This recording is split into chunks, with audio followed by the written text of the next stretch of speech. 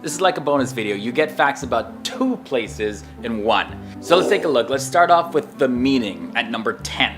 So Bangladesh, the name Bangladesh means the country of Bengal. And Bengal is a geopolitical, cultural, as well as a historical region in South Asia, specifically in the eastern part of the Indian subcontinent at the apex of the Bay of Bengal. And then now when we look at the word Nepal, well, the Sanskrit word Nepalaya means at the foot of the mountains or abode at the foot. And Nepal may be derived from this. Now the Tibetan word Nayampal means holy land, and Nepal is believed to also be derived from this word as well. These countries also have completely different origins. Starting off with Bangladesh. So the British partition of India back in the year 1947 resulted in the creation of East Pakistan, which was the Muslim majority eastern area of Bengal. With India's support, the Awami League fought for autonomy and won independence for Bangladesh in the year 1971. So at that time, it became its own country. Now for Nepal, the earliest inhabitants of modern Nepal as well as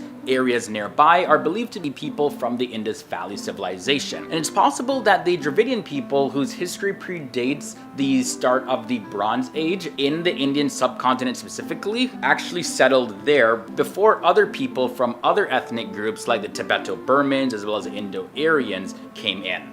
So now we have Nepal. They have a very diverse and multicultural history. The next difference I want to look at is the flag and the independence of these countries. So I talked a little bit about the Bangladeshi independence, but I'm going to be talking about that. But let's take a look at their flag. The red disc on the green flag is a little bit offset to the left, and the red disc represents the sun rising over Bengal, and also it represents the blood of those people who lost their lives fighting for the independence of Bangladesh. Now the green color stands for the green fields and the lushness of Bangladesh, and specifically on the date of March 26 is Independence Day of Bangladesh, when they celebrate their separation from the rule of Pakistan. Now when it comes to Nepal's flag and independence, well, Nepal has the only flag of its kind in the world.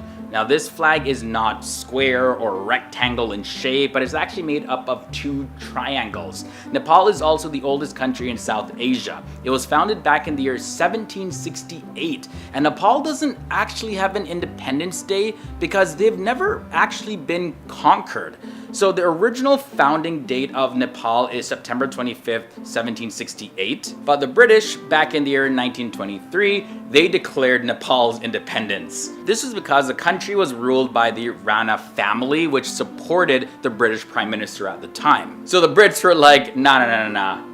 We're gonna say you have an Independence Day and that's what it's gonna be. But it's actually not an official Independence Day. There also is a big difference when it comes to the religion in these 2 countries. So for Bangladesh, Islam is the largest religion in the country. And the major religion, starting from the largest to the smallest in terms of percentage, looks like this. So Islam, that's the official religion, that's at 90%. Now Hinduism is at 9.5%.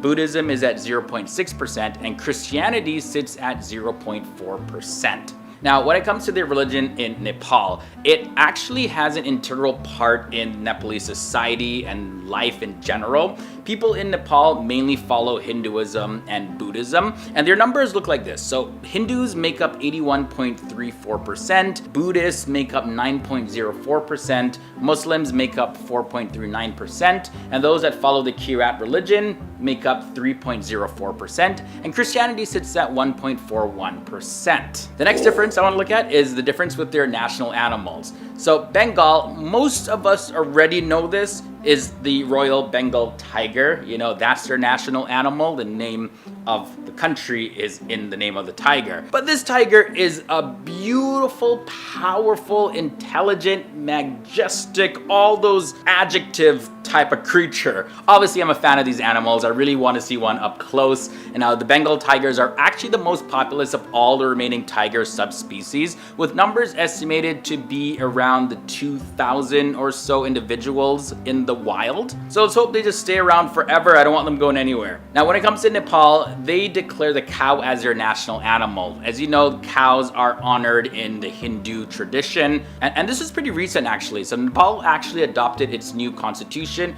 on the year September 20th, 2015, and that's when the official declaration was made. Continuing now with difference number 5, let's look at the makeup of the country. So for Bangladesh, more than half of Bangladesh's population is composed of farmers. Now the capital and the largest city of Bangladesh is Dhaka.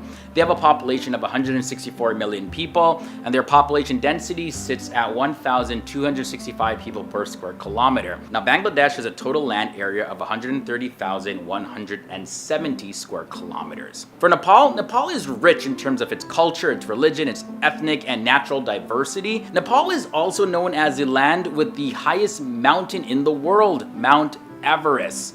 Now their population sits at 28.9 million people, and their population density is a total of 203 people per square kilometer, and they have a total land area of 143,350 square kilometers. Their currency is also different. So for the currency in Bangladesh, they use the Bangladesh taka, and one Bangladeshi taka actually equals 0.012 US dollars. And this is according to the most recent numbers. Now for Nepal, the currency is the Nepalese rupee, and one Nepalese rupee equals 0.0084 US dollars. Let's look at the imports and the exports. What resources are these countries using the most? What resources are they sending out the most? For Bangladesh, their top export are non-knit men's suits, and that generates $5.6 billion, and also knit t-shirts, that generates $5.28 billion. When it comes to imports, their top imports are heavy pure woven cotton, purchased at $1.33 billion, and refined petroleum, purchased at $1.25 billion. For the country of Nepal, their top exports are flavored water, which generates $83 million, and knotted carpets, which brings in $74.5 million. In terms of their top imports, $576 million goes to refined petroleum, and $286 million goes to silver. Now this is pretty interesting. Let's take a look at the differences with the cinemas with these two countries. So for the cinema of Bangladesh, it is in the Bengali language, and the film industry based in Dhaka, Bangladesh is actually referred to as Dollywood. It's a combination of the words Dhaka and Hollywood. I know, it's pretty cute, right? Everybody takes Hollywood for some reason, like Bollywood, Nollywood, Nellywood, all these woods. Now for Nepal, their cinema is pretty new, with the first Nepalese movie being released back in the year 1964. And the languages of these films are Nepali, Maithili, as well as Bhojpuri. Now the terms Nollywood and Kollywood are also used for the film industry. Now Nollywood, of course, is Nepal and Hollywood. And since Kathmandu is the capital and home to Nepali cinema, the K comes from there, and they combine it with Hollywood to make Kollywood. So two words used for Bangladesh cinema. And finally, the last difference I wanted to take a look at is the differences in their military. So Bangladesh's armed forces is ranked 46 in the entire world on the scale of military power. It consists of 3 uniformed military services: the Bangladeshi Army, Bangladesh Navy, as well as the Bangladeshi Air Force.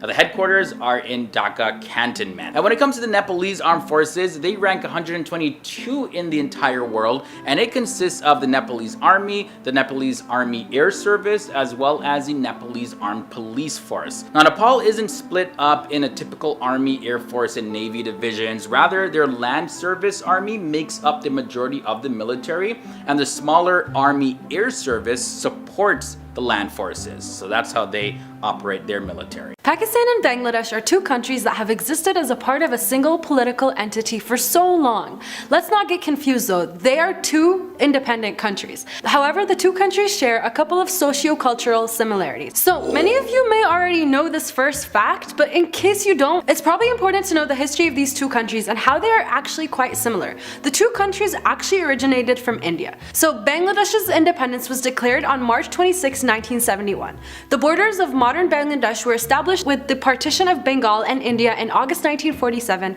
when the region became East Pakistan as a part of the newly formed state of Pakistan, and became known as East Pakistan. However, it was separated from West Pakistan so that it wasn't actually connected to Pakistan. Because it was so segregated, this led to the War of Independence in March 1971, where it could now become its own country. The second fact is a little more on the obvious side, but it's actually important for us to recognize. As you guys may or may not know, the color green dominates the flag of both of these nations. Both of of these countries are also dominated by the religion of Islam. 97% of Pakistan is actually made up of Muslims, and 90% of Bangladesh is also made up of Muslims. However, it's important to know that there's still other religions being represented in both of these countries, including Hinduism and Christianity and Buddhism. So because these two countries share a similar religious makeup, both of these countries engage in multiple festivals across the year. This includes the Muslim festival of Eid al-Fitr, Eid al-Adha, al-Mawlid al-Nabawi, and the Hindu festivals of Durga Puja and Jamashtami, and the Buddhist festival of Buddha Purnima, and the Christian festival of Christmas. Both of these countries are also dominated by agriculture, with agriculture making up 47% of occupations in Bangladesh and 42.3% of occupations in Pakistan. Another one for you sports fans. Both of these countries actually enjoy the sport of cricket. It is known to be the most popular sport in both of these countries. The Bangladesh cricket team made it to the World Cup in 1999 and they were granted a test status in 2000. Likewise, Pakistan has won the Cricket World Cup in 1992, ICC World 2020 in 2009, and the ICC Champions Trophy in 2017. Both of these countries share a common form of dressing. The shalwar kameez is the national dress of Pakistan and Bangladesh and is worn by both men and women. Bangladeshi men wear lungi as casual wear, and due to the British influence during colonization, shirt pants and suits are very common as well. Shari is the main traditional dress of Bangladeshi women. Men in Pakistan also wear the kurta, Pakistani waistcoat, or the sherwani. The government of Bangladesh takes a place in a framework of a parliamentary representative democratic republic. Likewise, the government of Pakistan is a federal government established as a parliamentary democratic republic as well. Okay guys, we're on our second fact now and we're so close to the last and most surprising similarity between the two countries. So another thing that these two countries share is their military, more specifically their military structure. Pakistan is split into the Pakistani Army, Pakistani Navy, and Pakistani Navy Force. Likewise, Bangladesh is also split into the Bangladeshi Army, Bangladeshi Navy, and Bangladeshi Air Force. The only thing that really differs between the military structure of these two is that Pakistan has the Marines as well as the Coast Guard. So our last and most surprising fact is that both of these countries actually happen to have booming film industries. So the cinema of Bangladesh is the Bengali language film industry based in Dhaka, Bangladesh. It has often been a significant film industry since the early 1970s and is frequently referred to as Dollywood. The dominant style of Bangladeshi cinema is the melodramatic cinema. Pakistan is also home to several film studio centers, primarily located in its two largest cities, Karachi and Lahore. Pakistani cinema has played an important part in Pakistani culture and in recent years has begun flourishing again. Over 10,000 Urdu feature films have been produced in Pakistan since 1948, as well as over 8,000 Punjabi, 6,000 Pashto, and 2,000 Sindhi feature-length films.